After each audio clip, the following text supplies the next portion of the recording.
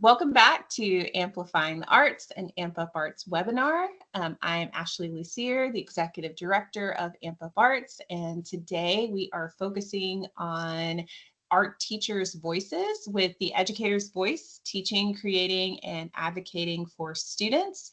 And today we have Sharon Samples with us. Sharon is a Montgomery Public Schools visual arts high school teacher, an artist herself, and an arts advocate. So we're really excited to have you on today, Sharon. Thank you so much. I'm excited to be here. So today we're going to look specifically at Sharon's kind of voice and her journey as an educator and an artist, kind of how she's gotten to this place, and then some things that she does in the classroom to advocate for students, some strategies to really truly engage them in the arts and in their community as well. So if we're ready to get started, Sharon? Yes. So first of all, can you just share a bit about your journey, both as an artist and an educator, and kind of how those roles influenced each other? Well, first of all, I have been involved in the arts all of my life. So I didn't necessarily think of myself as an artist or even as pursuing that as a career, probably till I got to high school, because it's just something that I always did. But one of the things that was really important is how, well, first, my grandma was a retired teacher. And then after she retired, she would do arts and crafts. And I would go to the different events that she would do and classes that she would teach. There was something called Culture in Black and White. It was an arts program out of Bishop State Community College on the weekends for children. They had dance and things like that. But then also I would always take arts classes when I was in school, when they had an art class, and, enter art competitions. And I won a coloring contest when I was 4. I think probably because I was the only student that colored in the lines, but just always drawing just because I really enjoyed it. And then I got better and, learning different techniques and things like that. And so when I got to be older in high school, or no, actually in middle school, and then I started to, I guess you hit that point where your skills really develop and kind of coalesce. And so I thought, oh, it'd be really nice to be, actually do this as a job maybe, but it wasn't until I got to high school. And I was also interested in science and maybe thought I would do something in the medical field. But then when I discovered the field of graphic design, I decided to study that when I was in college. I found out about it in high school and I was like, oh, there's a job I could actually have as an artist that kind of has the balance between not being a starving artist, but then also being able to create. And then they teach you a lot of different skills. And so that's what I went to college and got a BFA in that. But then I didn't ever think of making a living as purely being an artist. And also I didn't think that I wanted to be an art teacher when I was in high school. I loved my art teacher and I was like, this would be the best job, either be a children's book illustrator and or an art teacher. But because of, for some reason, it was really hard to become an art teacher as far as getting a job because there weren't a lot of jobs and there was the time where, there's always cutting art positions. So I was like, okay, I would love to do it, but probably not going to happen. I'll just do art, And then So I got out of college, I worked in a printing company, which is relevant to the graphic design field, but I would still do arts and participate in art shows and things like that. And I had a solo show.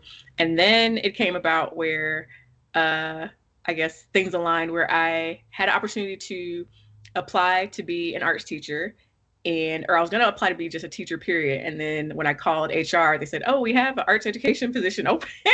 You should apply for it. And then I applied for it and got it. And that was, so then in that case, because I didn't go to school for education, I did the alternative certification. And so I knew all of the background with the arts, because arts wasn't just a thing that I liked to do. I actually had the, people say like formal training, I guess. I don't think of it as that, but I've been through art classes. I studied it in college. So I had the formal training and knowledge of not just me liking to draw, but I had done ceramics. I had done like different crafts and stuff like that over the course of, my school years and summer programs and stuff like that. And so actually kind of ended up being a perfect fit for my knowledge base. And so but then I just had to take the 4 education classes, and they kind of throw you right into education. And it's not for the faint of heart. And so if anyone wants to be an educator, I strongly encourage them, to go to pursue that field, but it's just a lot that they don't prepare. A lot of things you have to deal with that they do not prepare you for in education classes, and things that you should not have to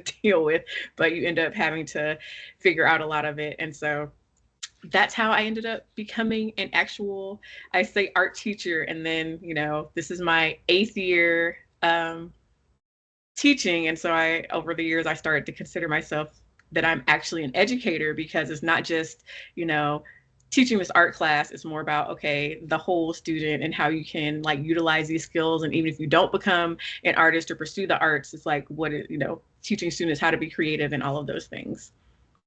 Awesome. And you talked about how like art's kind of always been a part of your life. The drawing contest when you were really young, and you were taking art throughout. Was there any moment that you said you always wanted to be a visual arts teacher? Because was there kind of like a moment or like a specific teacher, you kind of mentioned a little bit, like an art teacher that you had that really inspired you to become a visual arts teacher? So I had a few pivotal moments. So when I was winning the coloring contest, yeah. And it was not what I am. They had it was like this pharmacy called Eckert, which was in Mobile, and I got like a $25 gift card or like gift certificate for that, which was a lot of money in the 80s. And then so that was like I remember it because I was 4 years old, right? And so a lot of times you don't remember, but I remember I remember what I colored. It was like pumpkin, because it was around October. And I remember like the whole story behind that was the teacher had passed out all of the like worksheets for us to color. And then I don't know if I came in class, like she had forgotten to give me one, and she had like started coloring her own. And then she gave me that one. So I remember like there was like a slight marker outline on it. And then, I don't remember how much time it passed. But then I remember my parents telling me like, oh, you won. And I'm like, what? it's coloring, but apparently, and I was 4. So that was a big deal. And then when I was in elementary school in 1st grade, I guess it's recognizing that I was actually had a talent for something, because I liked doing art, and it was something that I enjoyed, but realizing that, how I guess you think that everybody can do the same thing that you can do. And so when I was in 1st grade, I had a teacher, I went to Catholic school, and I had a teacher, Sister Rita Joyce, and at the end of the year or sometime she gave me an art kit, actually, with all this art supplies in it that she had bought for me. So that was like, oh wow, that was very special, because she didn't give it to all the other students. So that was, reflecting on it later, I knew it was important, but realizing like what a big of a deal it was for her to have enough confidence in me. And then how like nuns don't really have any money.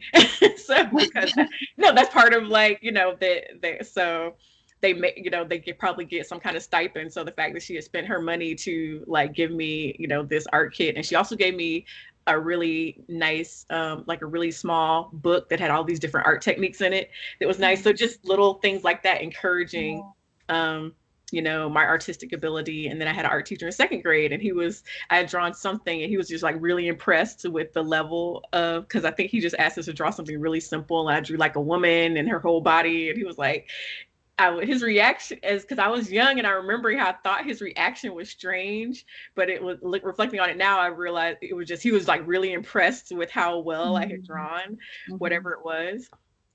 And then when so then just, loving to drawing things. And then when I got to middle school, I did the PTSA reflections competition, and I won, I want to say on the regional level. And I still have, oh wow, so this is right here. So this is what I did when I was 12. It's right next to, so this is my piece. Oh my gosh. Yeah, from 1997. Yeah. but yeah, so still have it. But that was, I think, when I won that competition and all of the accolades that I got, with the award ceremony, they had another person who was a professional artist named, I think, Ronald McDowell, and he did caricatures of us. And so that was me kind of seeing people who were actually arts professionals And when I went to the culture in black and white program, there was another arts teacher. I guess it's a lot of little steps, basically, of me seeing examples of art professionals and Yeah. seeing that representation. You know how now they say representation matters, because a lot of them were like Mr. I can't remember the one in second grade. I'll think of his name, but then Robert McDowell, and then seeing other people who are arts professionals and that's their job, and people pay them to do that, and it being something that's accessible and that I can do if I choose to do. That was, I think, the most impactful thing.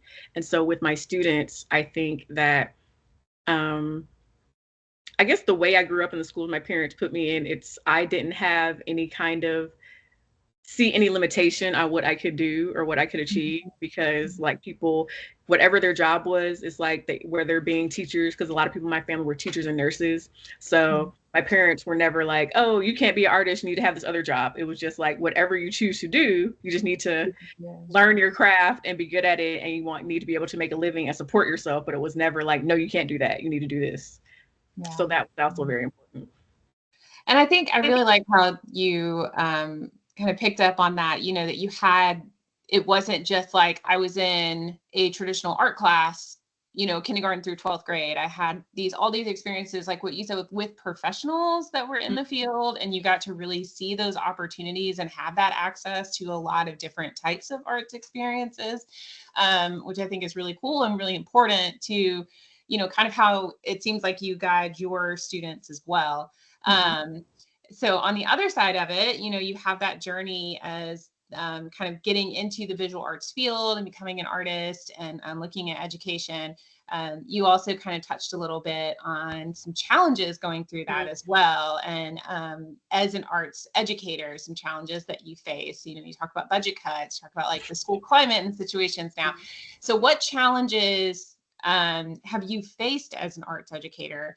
And how have you kind of overcome some of them, or tried to overcome some of them? Some of them are really difficult. So, some of them are systematic issues that we deal with. Yeah. So I think on the smaller level, when I first started teaching, which is not a bad thing,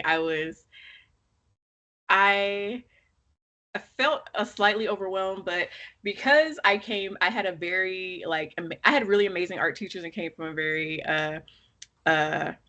I guess awesome environment as far as schooling. So I went to magnet schools. And so I guess, and I went to a performing arts high school, a predominantly Black performing arts high school. And then I went to in middle and high school, I went to magnet schools. And then I went to private schools before that. And so thinking that, I guess, everyone should be able to have the same experiences that I had in high school, where it's like, and realizing that, or rather, it's horrifying to realize that some kids will go all through elementary school and all through middle school and not have their first art class until they get to high school. Yeah. And so not having that foundation, because I had that foundation, and even if it wasn't an arts class per se, where we talk about arts integration, like doing projects and doing crafts and, you having to make posters or having to make models, those are all the arts. And so, or crafting or making things. And there's so many students who, because of where the budget cuts or not having a highly qualified teacher, and so they may have a substitute all year. And so even if they've been through a science class or been in a social studies class, they don't even have the experience of like making projects or, having maybe like a supportive family that can help them do those things. And so having to take a step back from being like, okay, if I say we're going to draw using a grid, and it's like the students don't know how to use a ruler because they didn't learn how to do the measurements. And so it's like, okay, how can I not say that they can't do that eventually, but just take a step back and say, okay, I need to cover some foundational things, but also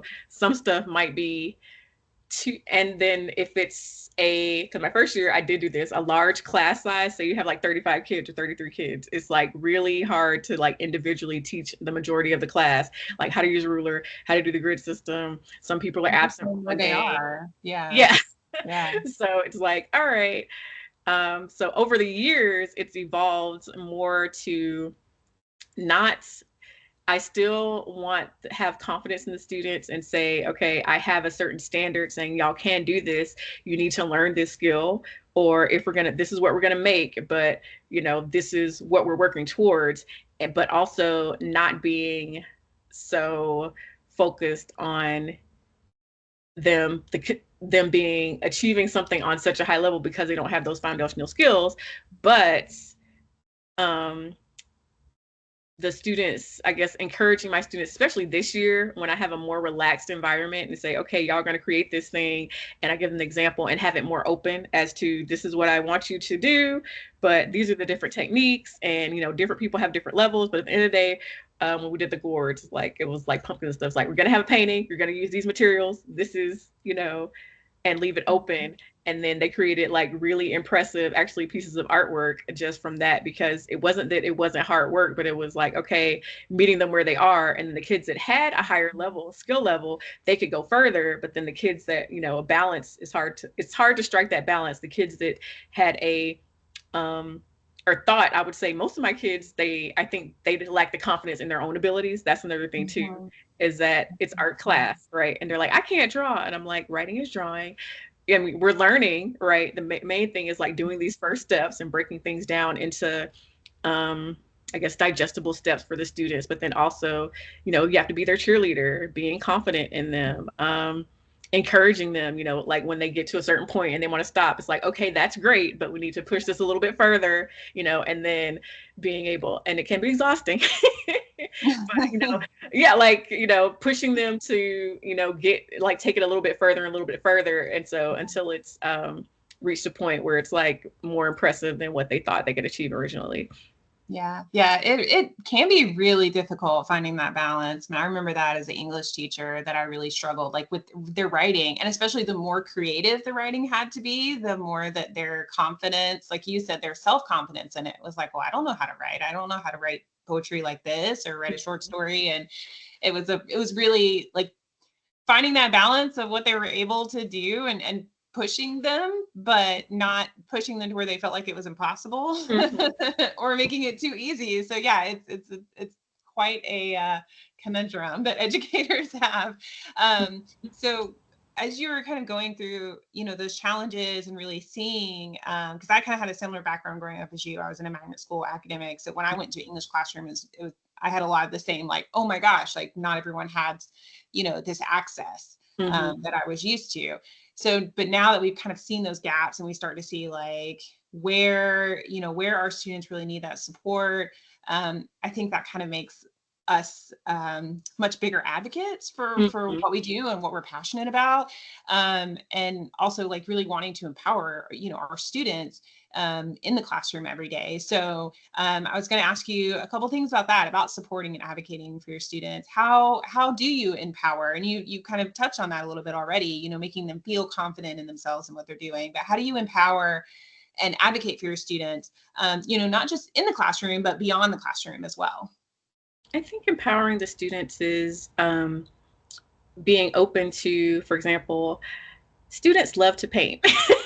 I've found, because that's the thing too. Going through all the art classes, I don't hate painting, but it's like, because I can paint whenever I want, I guess. And realizing that simple thing is a lot of kids, even adults, when I've talked, they don't get the chance to just sit down and paint something. Yeah. Watercolor is the main thing. I'm like, no, we're not doing acrylic, but because I don't want to clean that up. But just so going with that and saying, okay, y'all like to paint. So we're going to have some assignments where you get to paint, and that, but also I teach you, the proper techniques of the different types of paints, and, even learning about, that's always fun. When they say they want to paint, and I say, okay, you need to get this certain type of paper. You can't use drawing paper. You can't use copy paper. You have to, and them learning. And then also, so that's empowering them to, if they want to do a certain thing, trying to figure out how I can get the supplies or make an assignment so that they can do this specific skill that they'll enjoy, but then they'll also be more involved in the assignment, because it's like, okay, Miss Samples isn't just giving us assignments that we don't want to do, or like we don't want to do this, or just being open to collaborating, I guess, with the students, because we can't do everything, but some of the stuff, if they know that or for me, if they know that I'm open to trying to find a way to do something that they'll enjoy, then overall, like, there's less pushback, and they know, okay, I do actually care about, what they want to learn about. And then going to that is, so when the first year I started teaching, because they hadn't had an art program for 6 years. And so I had no supplies. And so I actually did I did a donors choose, and it got funded because we had match offers from Chevron, actually. Because because there was like shortly after they'd had that horrible oil spill in Mobile. So yeah, so it coincided, but yeah, but then even I want to say that one of the things that I'm, I guess, passionate about is having the students have access to quality supplies if they do have supplies. That they need to know the difference, and that does make a difference if they're, when we're making thank you cards today for our donors from a project for Donors Choose, and I had some paints, and I was telling them different. Like, these color pencils are okay. They're not terrible, but these are better.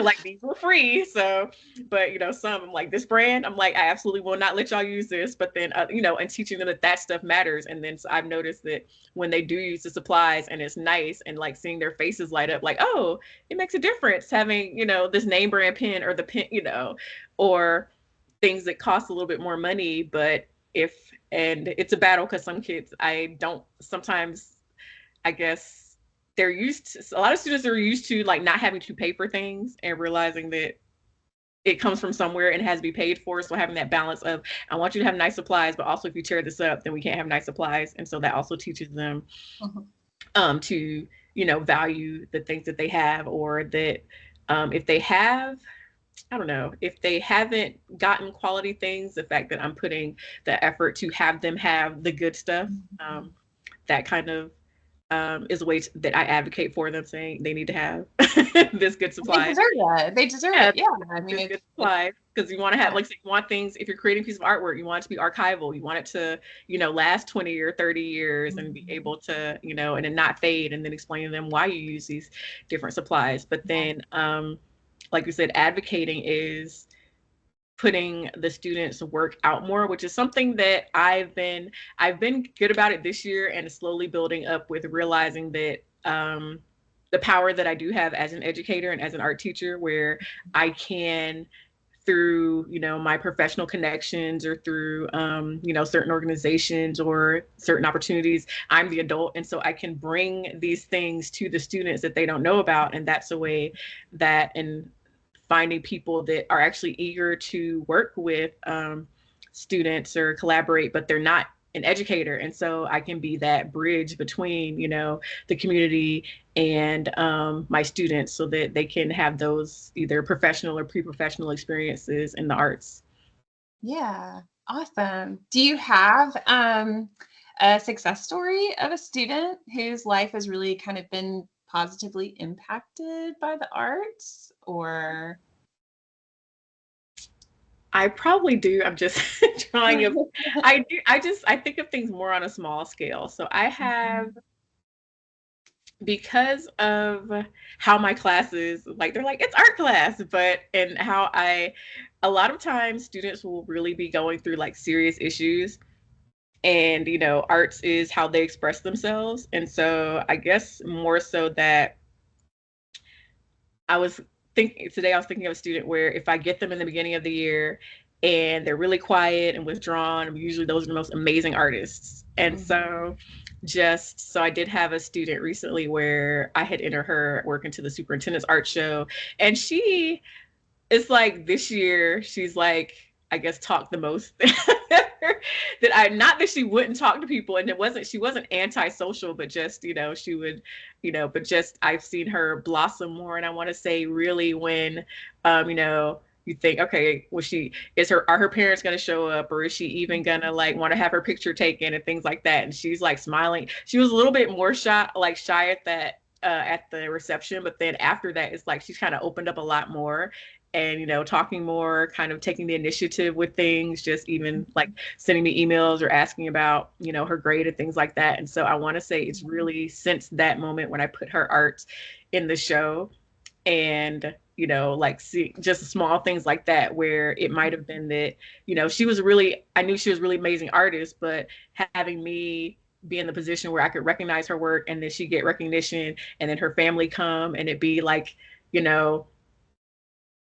they can participate in that. And then that could have been just like the thing that she needed to just really come into her own. Not saying that I did it overall, but I think that when, as educators, if we have the opportunity, because we spend so much time with people's children, to be able to, like, if you see that that student just needs that little bit of encouragement, it's like saying that, oh, that looks really, that their art looks really good, or just pushing them to do something. Or, if you can't enter everybody's stuff. That was the thing with the superintendent's show. We could only put 3 pieces in. So it's like, okay.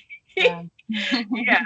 It's like, but that something small like that could just like change someone's life. You don't really think about it like that, but it could really, because having confidence in yourself and in your work is, I think, something that we take for granted. And so with students, because they're in such a vulnerable time in their lives, which I've seen in people's work, I'll ask them, they had to do comics, and the things that they wrote about, oh my God, it wasn't bad, but it was like, I was really impressed with like the depth of being able to see like how they saw like adolescence and interactions and things like that, because they had that, right? I can't remember, it's leaving me, but how they took the topic and like really pushed it, because they weren't showing it to everyone else, but then I was going to see it. And so when I'm looking through and reading it, the students that were most quiet, they had like really in-depth, like, basically they were talking to me through their art, because they had to do like a storyboard for a comic. And that was really cool to see, like, the little insights into their lives and like their inner work. They were way more expressive in their artwork than they were, just sitting in my class. Yeah. Yeah. And I know, and sometimes you don't know until like years and years after, the impact that you have on them. I remember like my high school, do you know Sally Chambliss? Mm-hmm.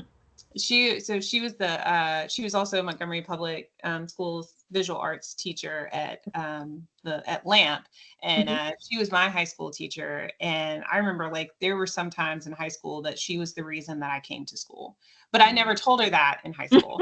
I never really like spoke that much to her, but that her art class was sometimes the reason that I would even get up and go to school. And I remember I didn't see her again when I graduated until last year. And I finally told her last year, I was like, you were the reason that I like came to school and stayed in that magnet school. And she was like, I had no idea, she's like, I had no idea that I had impacted you that much. And she's like, you're very quiet in class. You didn't really, she's like, you never told me any of this. I'm like, well, no, like, and I don't think we really realize it. A lot of students don't realize it until later, like how impactful it was to them. But yeah, it's, we get those moments, I think, as educators, later on, it's like, that are just really fulfilling, because people say a lot of times like education can be kind of a thankless job, but then you don't know, like I said, years later, I mean, this was over 15 years later, I'm coming back to her saying like, you were the reason that I was coming to that building. So, you never know who's going to come back. And right now, I have had that experience with certain students where they have some kind of trouble, like discipline issues and stuff like that, and they might have family things going on. And that's what I'll say, because I'm an art teacher, and a lot of times with art, I don't, and maybe, how, what do you call it? Some kids, you don't even ask people, they'll just tell you their whole life. I'm just one of those people with like, I had a student where I didn't even teach her, and she just told me like this. Oh, and I'm like, I literally just said, hi, how are you today? So, but being in that position is, so I guess, and I guess with my position, my empathy has been heightened, because so many kids are going through so much, and a lot of the students at the school have been through like really traumatic things. And so I'm just more in tune to being positive and being encouraging to them, and just showing like little displays of kindness, even if they're, have these negative behaviors, and not trying to hold that against them. And so I have had instances where students end up in my class, or they've been referred to me, not in a like bad way, but say, oh, this student likes art, or have you seen their artwork? And, can they get, or they come to me and say, hey, can I get some art supplies? That's kind of what I've been doing now. Like if they need some good art supplies and want to do art, and providing, oh, here's some sketchbooks, or here's some, supplies that you can have, and, to do some art or bring it back. And so encouraging, basically encouraging whatever creative outlet that they want to have, and that slowly opens up. But then also, taking the time to, talk with the student to say, like, what's going on, or, what do you want to, like, what do you want to do when you get out of high school? Like, what are your grades like having those kind of conversations where it's not like a judgmental thing. It's like, okay, I'm really interested in you as a person, and I'm an art teacher, but we know about a lot of different things because we're educated and we have degrees, and we're adults, so it's like, okay, how can I help you do this? Or if you're writing a paper, sometimes they're like, hey, do you have ink in your printer? Can you print this out for me because I need to turn in this assignment? So the small things like that are building up that rapport for the student. And then also those are opportunities to show them or teach them the steps on how to get certain things done. Like if they say, hey, I need to, we call it, when I'm organizing a field trip, actually, we're going on a field trip to the College of Liberal Arts Outreach Day at Auburn University. That's going to come up in 2 weeks. And so that's open to how it is like if parents can bring their kids to the college for a college visit, but it's free. But a lot of our students, the students I teach, is like their parents can't take off of work to go teach them, take them to the day. So things like that. It's like, okay, your parent can't take you to this thing. So how can I organize a field trip so you can go during school and you still, they not have to miss anything. You don't have to pay for anything. That's another thing too, is having a lot of things are free now. We'll see how that changes, like paying for buses and things like that, but organizing opportunities for students where they don't have to pay, but they also get an amazing experience and just get out of the school environment, because a lot of how school is like most students are rather in work, in a job. You're not sitting in an office all day, and nobody, you need to be able to walk and, walk around and see things and not be chained to a desk. And so really there's like a disconnect between how school is structured and what reality and work life and college and career actually is. And so kind of showing students, even if they're in this situation right now, you can't control. It's like, okay, you're in school, but you're going to be out of school at some point. And so this is what's out there waiting for you, right? And then hopefully, but then in high school, like I said, you have opportunities to do things as well. And so being involved with clubs or sponsoring clubs, I started that for the first time last year because I was like, I don't have any time to do this. I want to go home.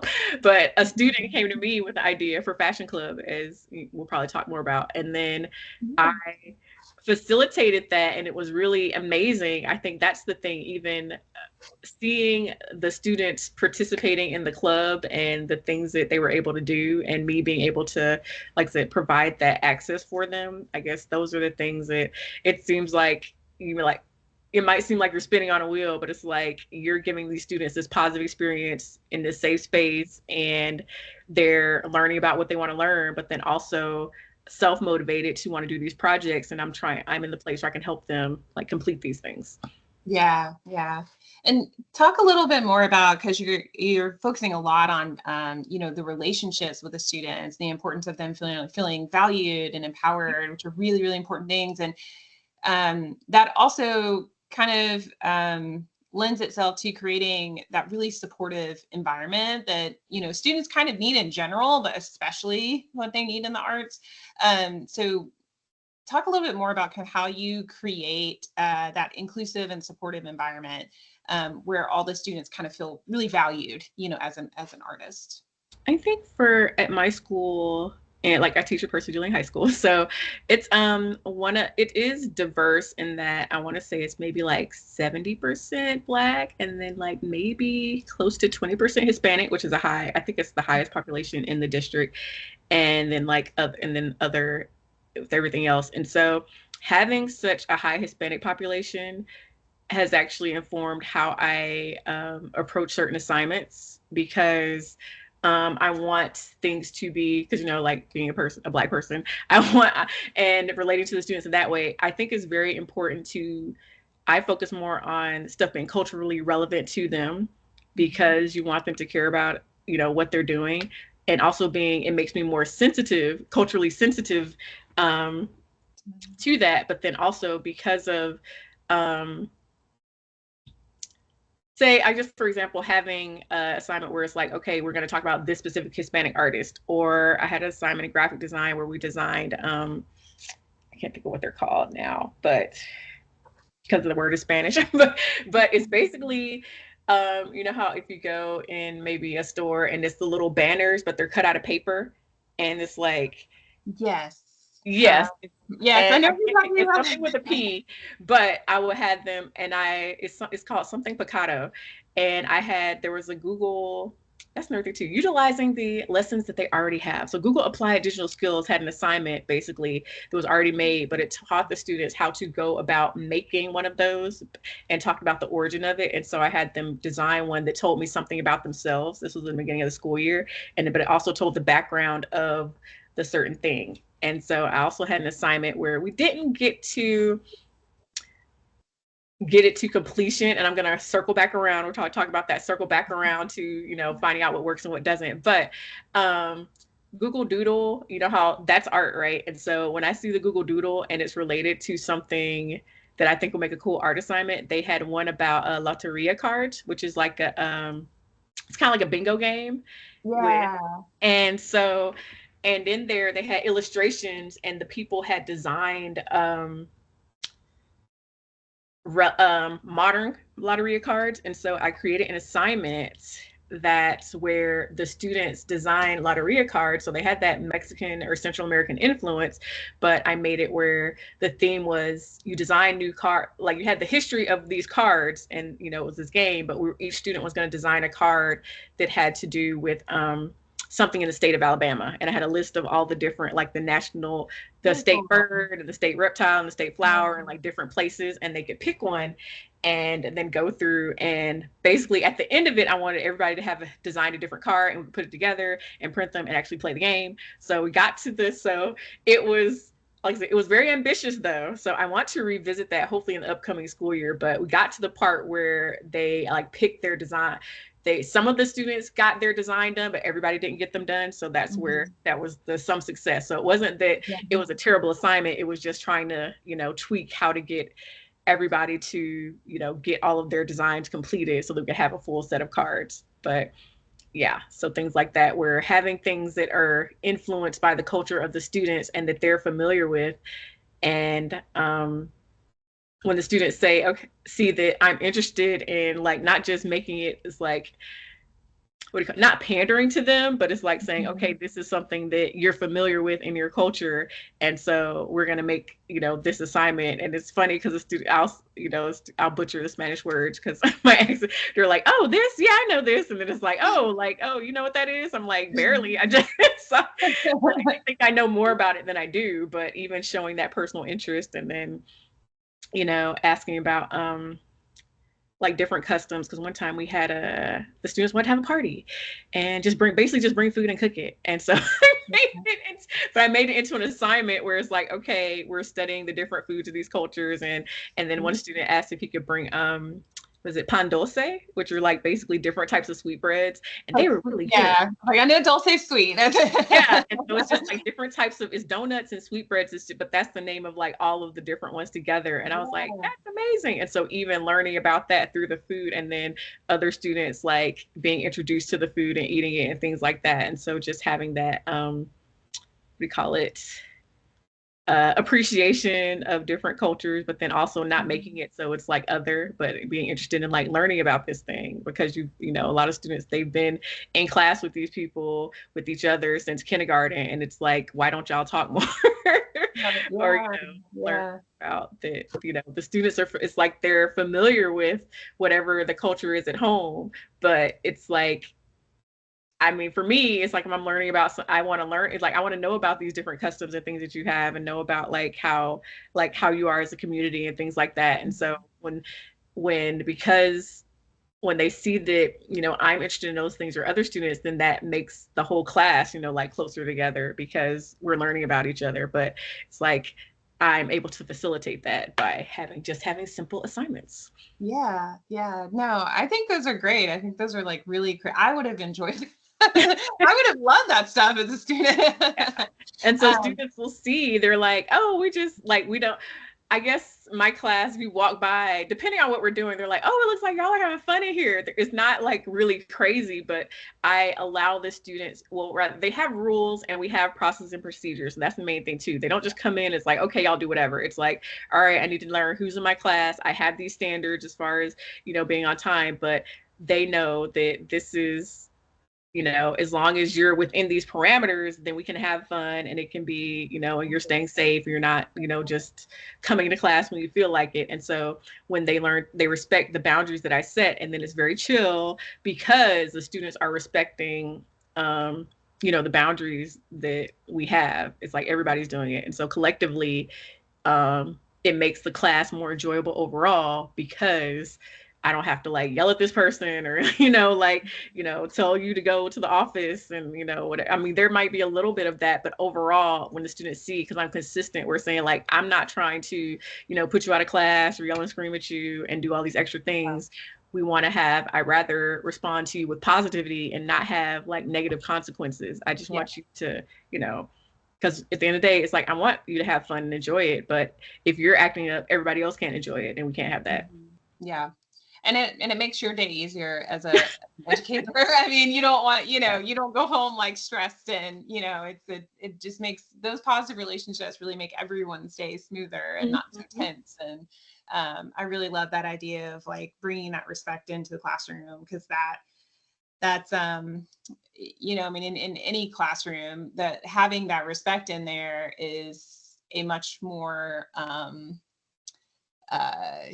like you said, instead of like yelling and screaming like that, that's a very temporary fix. It's a Band-Aid. It's not, but like really teaching them respect, like that's something that's going to come, that's going to carry with them even after they leave the school. So that's really cool. And you've talked a lot about like bringing the community in to the classroom and making it relevant for them. So I wanted to talk a little bit about kind of engaging with the community with your students and artists in the community as well.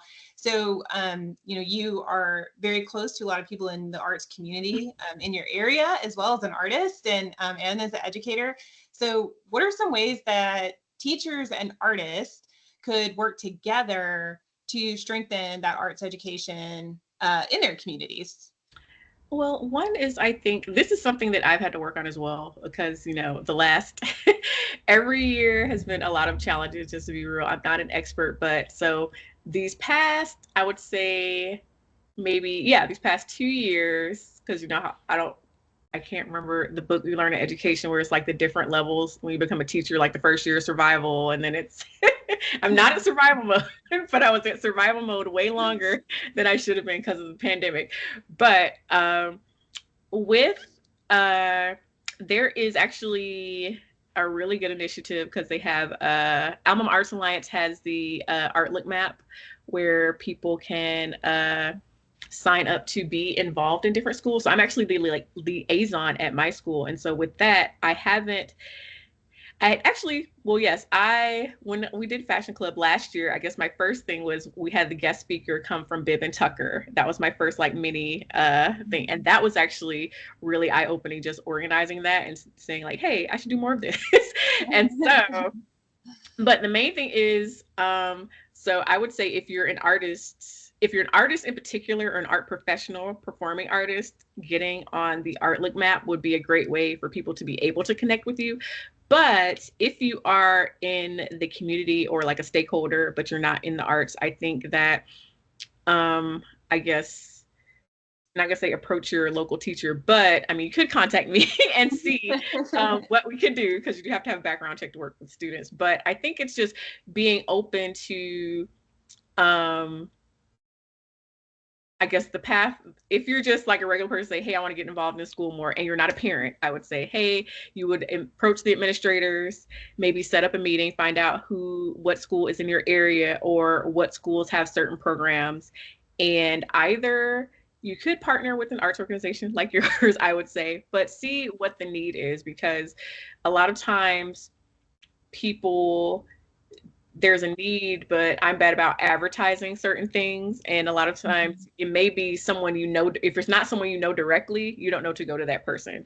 And so that's why I want to say that it's, there could be more of which is something probably I could do as well because I have an idea for that. Facilitating meeting with the stakeholders in the community, because a lot of times when I'm in meetings and they'll say, okay, the stakeholders or businesses. And I'm like, I'm not from Montgomery originally. And I was not, I don't have like deep roots in here. So I know people in the arts community now, but I'm still learning even the businesses and things like that. Yeah. So I think there could be, I guess, some kind of, and I've gone to a few networking events just to learn like what's in Montgomery still, and that's been helpful. And so if you're, I guess, trying to answer the question, if you're a business person, then you could reach out to the school. But if you're an arts person or, art educator, not being afraid to reach out and, well, one, start with an organization like yours and see what's in the community, because I just used you Amp Arts as an example because you actually deal with more people, just because that's the nature of your all over the state. Yeah. And so, or Alabama Arts Alliance. For me, let me back up. So for me, I'll just say when I first moved here, I was in Mobile and I was involved in Mobile Arts Council, and I moved here unexpectedly so I could keep teaching. And so basically I had to start from scratch with like making all of my connections. I knew a few people here, but that was my task. I'm like, okay, I'm going to start reaching out to the arts organizations and going to whatever events. So I met Kevin King from the King Canvas. And then I went to the museum. And I started to see, okay, what's the arts landscape look like in Montgomery? And coincidentally, it had just started to pick up when I had moved here. But that was my thing, and there was Armory. So I was seeing what were the organizations in Montgomery going to the events. There's 21 Dreams. I went to one of their events, I think, early on. And so just seeing like who's here, what's available, like what do we have here already? And then I just plainly just got on the mailing list to see, so I could know events that were going on, and then that's a way to like just meet people. And for me, because I'm very much introverted, but I'm an arts, like I love the arts. And so I don't have to talk to everybody at the event, but I do like to, go and scope things out and so just seeing, I guess, the nature of the events and like who was there, who put things on. And then slowly as I, got more comfortable reaching out for things, or just, I guess, meeting people. And then I would get ideas like, okay, can I do this? Who can help me do this? And then I guess even if you connect, I think, with one person who knows where you can find whatever you need, that's, I guess, a good start too, because you don't even have to know everything, but you can know, okay, do I know someone who has the connections or who can point me in the right direction if I want to do this thing, whether working with this school or bringing someone into the community. And then after that, figure out what are the steps that you need to go through to actually get this organization into the school or have them work with the school, because, we are dealing with people's children. So there is, there's paperwork and things like that, but it's actually it's not something that's so daunting. But the main thing is just, if you are willing, then people just be willing to go through the process, find out what you need to do so you can go through the right channels, and then everything else I think is easy after that. And just have like a good attitude and be patient and be willing to, I guess, give of yourself. Yeah. I think too, I mean, I think it's important when we think about that advocacy and like supporting students, is that, if you can't go to a school during the day, but they are having a local art show that night, you can support the students and see that. Or if they're having a play or a musical performance, that it doesn't have to just be the parents that go to those. It can be, these are open for the community to see and to really kind of see the hard work that y'all are doing as art teachers, and also the hard work that the students are doing. So just a couple last things to take away from this, Sharon, kind of what is one piece of advice that you would give to educators who want to make a lasting impact through the arts? Just one. Well, the main thing is, to make a lasting impact, you have to be there. And to be there, I say this with all seriousness because we've been through a lot of things over the last few years, is you have to take care of yourself and your own mental health. That is something that is so underrated. And ask for help when you need it, because a lot of things can be very overwhelming and very stressful. I had an incident where things affected my health negatively, and I had to take a step back. But um, remembering what you want to do overall and taking not being allowing yourself to be so overwhelmed. So just start with something simple. Um, Focus on, or I would say in my case, because my mind is going all over the place thinking of all my years. So basically, a lot of things can happen that are out of our control. I'll just say that as educators. And, this is my 8th year teaching, and I'm on my 6th administrator. I've only been at 2 schools. I'm just like, that's just the reality. So I can't control those things, but what I can control is, what do I want to do for my students? What brings me joy, and what actually keeps me motivated to keep coming back every day? Because it is a very difficult job to not just be an arts educator, but to be in education. And so it's very important to, you want to do the best you can, but we can't do everything perfectly. And so at the end of the day, it's like, okay, did I do the best that I could? Did I, try to, support myself if don't feel supported? And I have been fortunate to, I have been in a situation where I have had supportive administrators, even though I've had so many different ones. I've never had one that was not supportive of me as in what I was trying to do as an art educator. So that's the dichotomy of that. But focusing on the things that I can control and knowing what my job actually is and what I'm actually responsible for, and ultimately what is going to, I'm here for the students ultimately. And so what is going to make me be the best person to be here for the students and be most impactful for them? Because really, we can literally, some days it's like we're saving their life.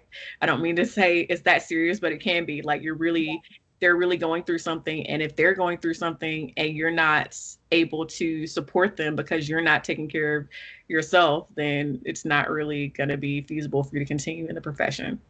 Yeah. Yeah. I had a previous administrator. I remember whenever we were throwing around ideas or like just kind of talking through things that, maybe we wanted to revise in the school or something like that, her question that she would always come back to us, the admin team, with was, but is this for the children? And it wasn't always like, is it directly for the children? But even like you talked about, like mental health, like if we need something to, help support our teachers' mental health, that is also for the children, because that's ultimately going to affect, the classroom environment that they're in. But that was always her thing. Like, it was just, if it's not for the children, it's not something that we need to, focus on, and to make sure that it's always something for the betterment of their environment and the teacher's environment. So that is so important in education. It's so important in education.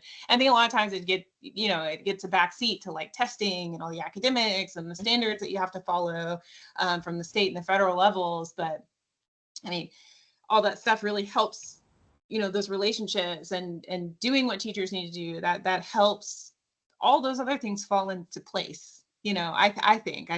I think when I was in schools, it seemed like it was always like that. If you had that foundational stuff that you're talking about, the really, really important stuff that you can't measure on a test, that was in place, then the things that, that we get a lot of pressure from in the education system kind of naturally end up, falling in place at some point. It's a long process.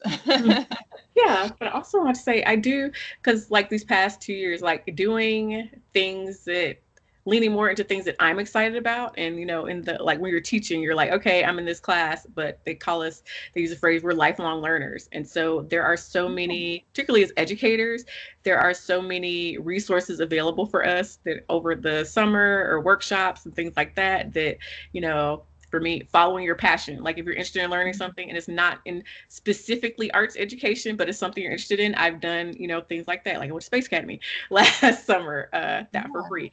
So things like that are, if you are really passionate about it and it's going to help you ultimately be a better educator, reach out for those things. And you might get it, you might not, but at least, try to do the thing. And then that's going to keep you, for me, invigorated about, you learn all these exciting things like, oh, I can't wait to bring this, even, do this with my students some kind of way or tell them about it. And that's what's really helped a lot, is because we're just in the classroom. If you're in the classroom and just like, experiencing all of the stress and trauma, you're taking it all in, with your students or just the school day, you have to do things that are going to enrich yourself and enrich your practice, but also that ultimately you enjoy. And that's gonna help.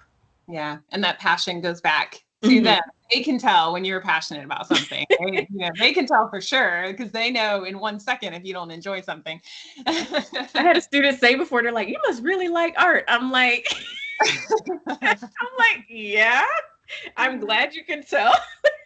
Mine could always tell when I got really excited about like certain pieces of work. Like they knew that I liked like early 20th century literature, because that was like the unit that I was like so excited about every year. They can definitely feed off of that energy. And that's the thing where it might rub up on the student, or even if they don't, like I said, they're not really into it, because that's building that relationship. If they see you're excited about it, or I want to say, I guess also everybody's not, it can be hard to have, students come to you with their problems, but how I found it is that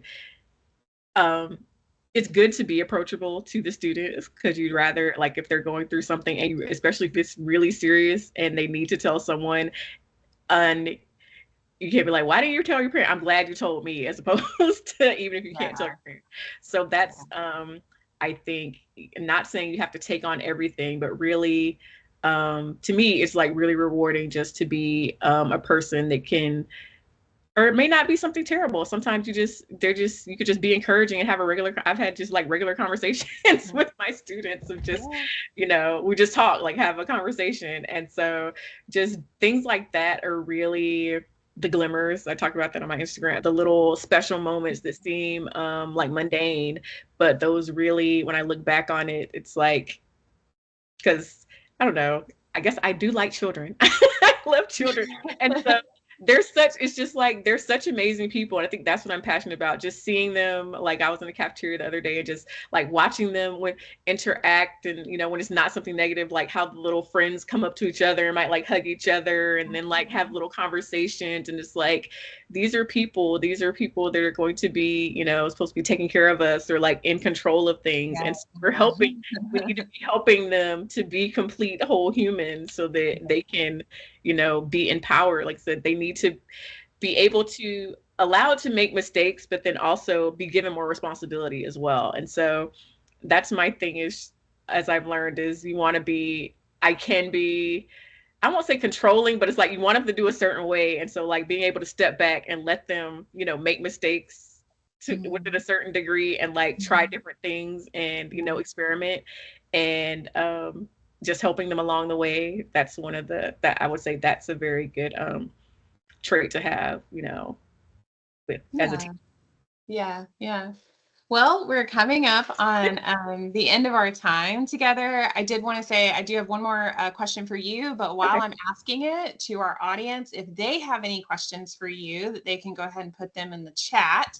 And while they are doing that, just let us know, how could our audience stay connected with you if they're seeing this now, or if they're seeing it later when it's recorded, and continue learning from your experiences.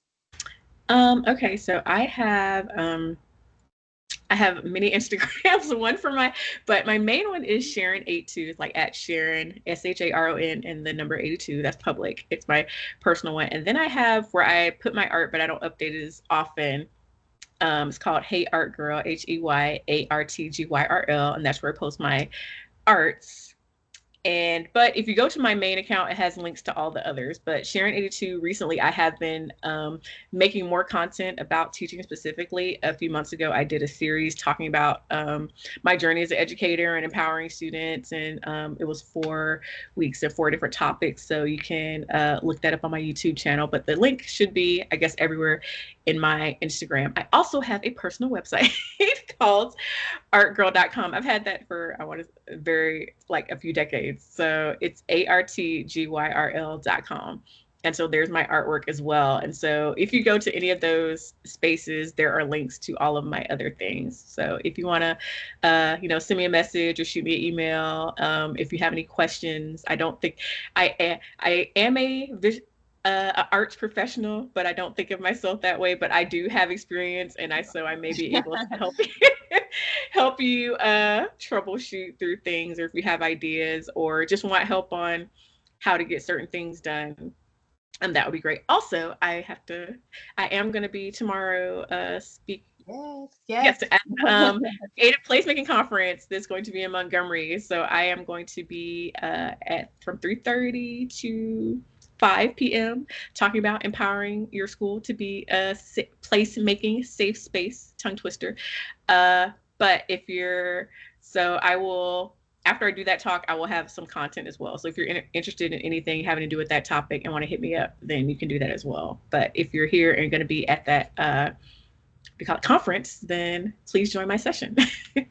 Awesome. Well, Sharon, thank you so much for joining us today. Thank you for everything that you do with your students. I have personally seen Sharon and her work with the students, and it really is incredible.